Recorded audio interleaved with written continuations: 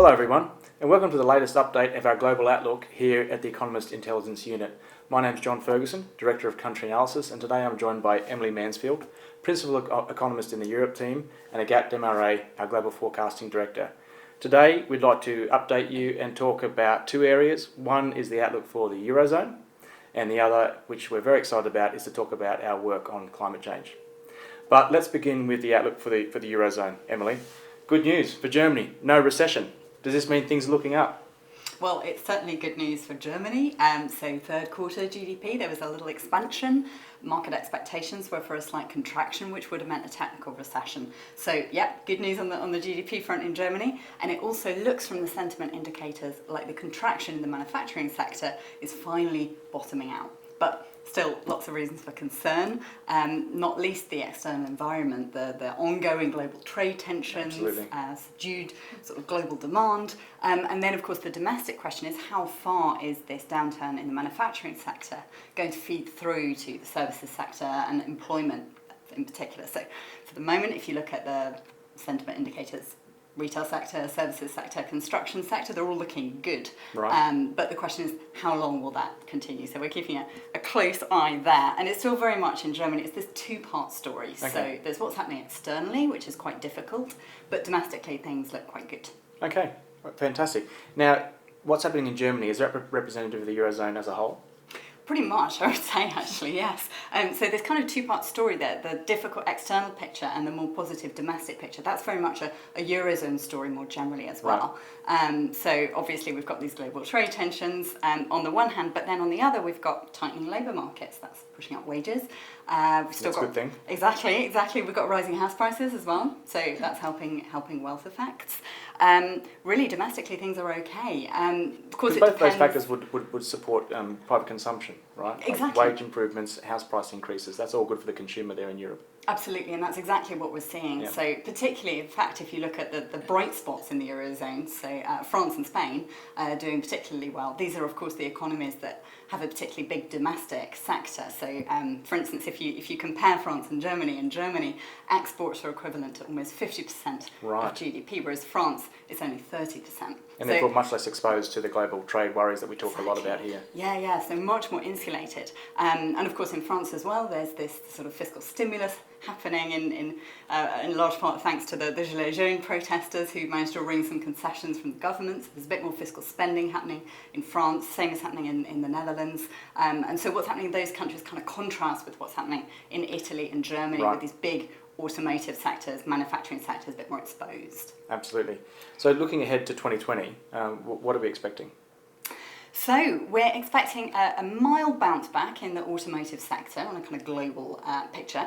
We're also forecasting a pickup in global trade volumes next year. But I'd qualify that in terms of the impact it will have on Europe because this is mostly non-OECD countries right. that we're talking about. So for Europe, the fact that the US economy will still be slowing, the Chinese economy right. will still be slowing, these are kind of serious constraints on how fast growth is going to look. On the policy front, of course, monetary policy still very supportive. European Central Bank has got a very, very accommodative, loose position at the moment. We've got negative interest rates, we've got quantitative easing, but we're not expecting any really concerted, coordinated fiscal action. And that would be the key. Like we talk to clients a lot, and that's essentially it could be a game changer, but that's not. It really could, yeah, no. The problem is that we are seeing some countries doing something. So, of course, France, as I mentioned, the Netherlands, but the real game changer here would be Germany. And yes, there is more debate now about the Schwarze Null, which is this balanced budget target, but we really don't see that budging for the moment. So that means no concerted fiscal action. And, of course, the ultimate end point of that story is we're not really expecting a pickup in Eurozone growth next year. That'll have to wait till 2021. Okay, absolutely. So moving away from the economic outlook onto politics, Europe has some other concerns, doesn't it? We heard Macron recently talk about NATO suffering brain death, which caused quite some consternation. It did. Quite a few headlines came out of that, I think. So Macron was actually pushed to clarify what he meant right. on that. He doesn't mean that NATO is about to expire. what he did mean is that there seems to be a lack of coordination among the alliance's members, and I think an important clarification. It is an important clarification. I do think he's got a point, and I think it's prompted some much needed, perhaps, soul searching among the alliance's members about what the role of NATO is today and some of the challenges it's facing. So a much needed discussion. I think so, yeah. Whether Europe can really rely on the US as an ally the way it could in the past. At the same time, you've got a resurgent China, of course. The European Commission has described China as a systemic rival now, and Europe really needs to figure out what its role is on the world stage. So maybe he did the right thing to raise this debate, because Trump has also been raising this debate as he questions Article 5 and has done for a while. This debate, needs to be had. Yeah, I think it was on the cards that this was coming. Absolutely. But you mentioned the Commission's other priorities, which I want to then now talk about our work on climate change. I know that's something the Commission is looking at, but we've just released a white paper last week, which we're really, really excited about. It did take us almost 3 years, but that's because it was super complex. But we had to do this work because climate change is such a big factor in terms of our long-term forecast here at the EIU, and we needed to develop a sophisticated approach to look at climate change.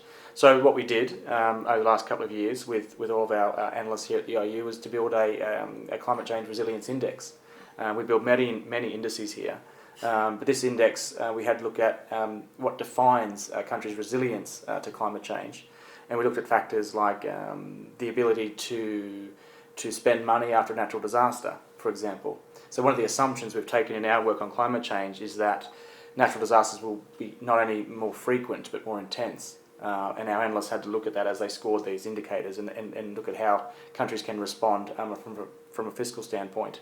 We also looked at things like exposure to trade, exposure to tourism, but also we had a couple of really important policy variables.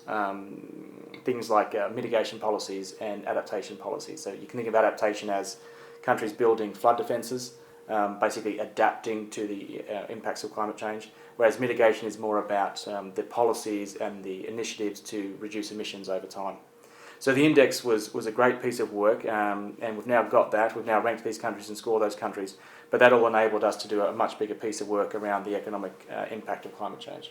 And I'm wondering, John, if I may interrupt you, can you tell us a bit more about how the index works, the nitty-gritty, because the index is just fabulous and you've had some very, very good response from clients and from the media, but I'm wondering, how does it work? It is complicated. It's taken 3 years, so I won't take 3 years now to explain it, but just very briefly, we've been forecasting long-term economic growth here at the OU for many, many years, and that is a long-term supply-side model and a supply-side framework. So we had to look at how we would interact these sort of ideas about resilience with our own long-term supply-side framework. So we started off actually with a DICE model, this globally accepted or a major model that's used in the climate literature. We had a look at that framework, took what we sort of could out of the DICE framework and linked it with our climate change resilience index.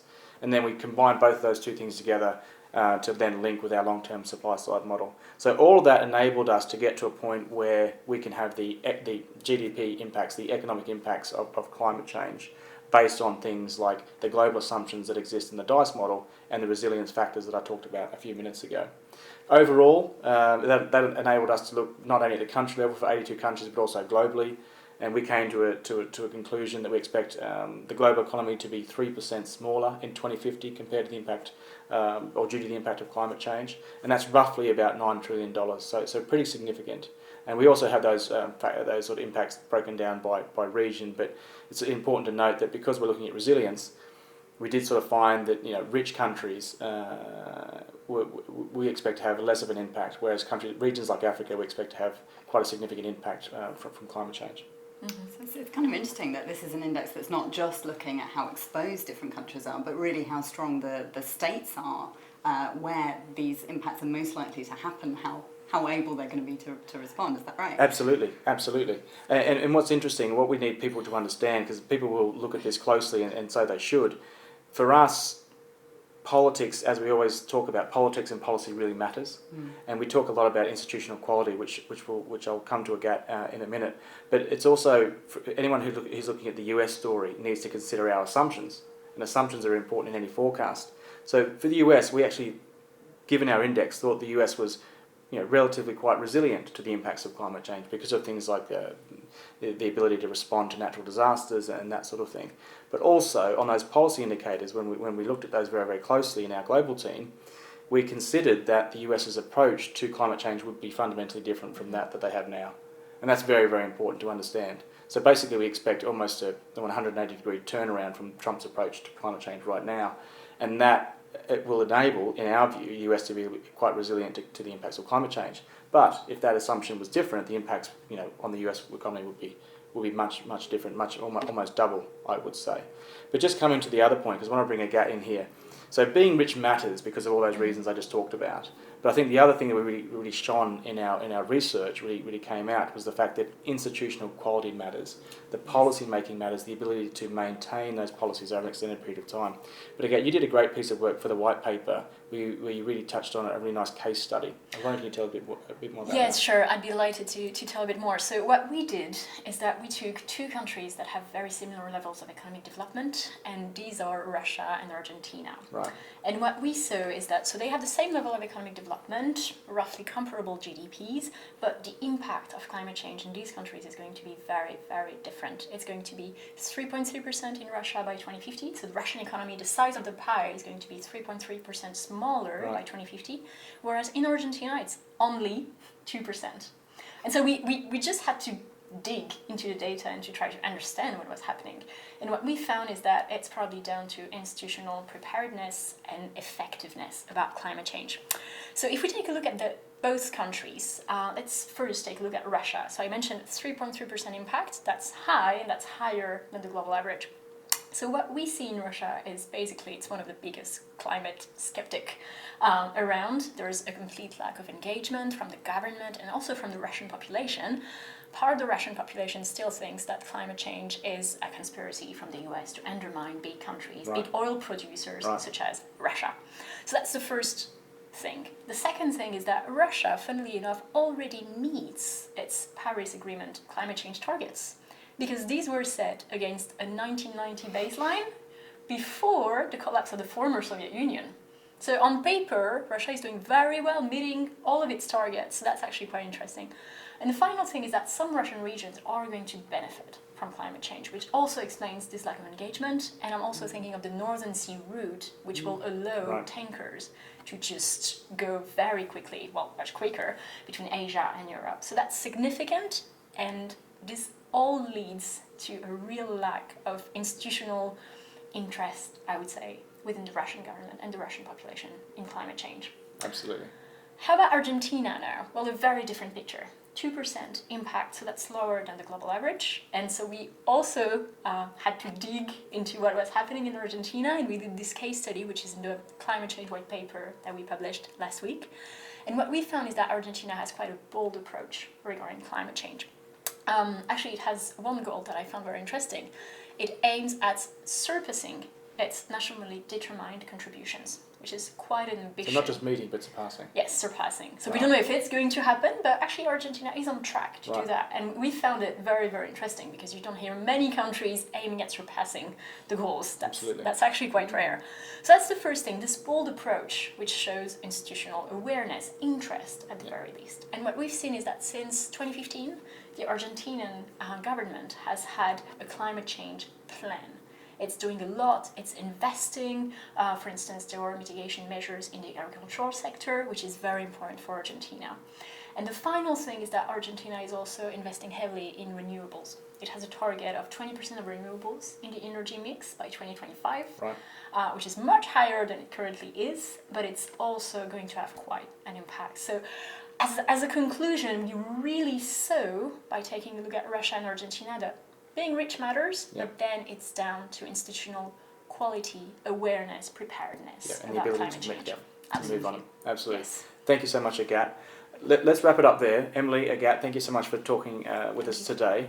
As always, for everyone out there, do check our website at eou.com. Do find the white paper and download it and have a read. Let us know your feedback and your questions. We've had a lot of great feedback so far, as you can imagine.